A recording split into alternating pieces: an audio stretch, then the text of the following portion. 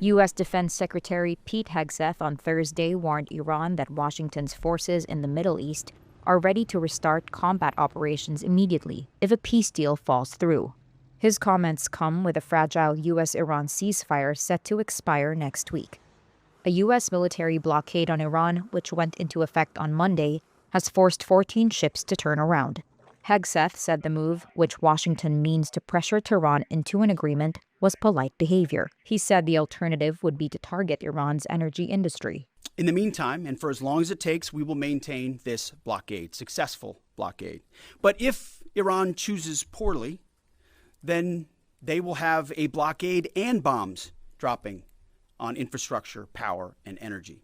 And at the same time, Treasury Secretary Scott Bessent and our friends over at Treasury are launching Operation Economic Fury as well, maximizing economic pressure across the entirety of the government. General Dan Kane, chairman of the Joint Chiefs of Staff, reiterated that U.S. forces were ready to resume major combat operations at literally a moment's notice. He also cautioned against breaking Washington's blockade. Vessels will be boarded for interdiction and seizure transiting to or from Iranian ports. Turn around or prepare to be boarded. If you do not comply with this blockade, we will use force. During the same briefing, Hegseth referenced the Bible, comparing reporters to the Pharisees who clashed with Jesus.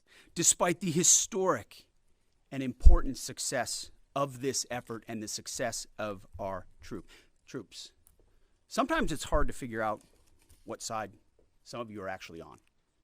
It's incredibly unpatriotic.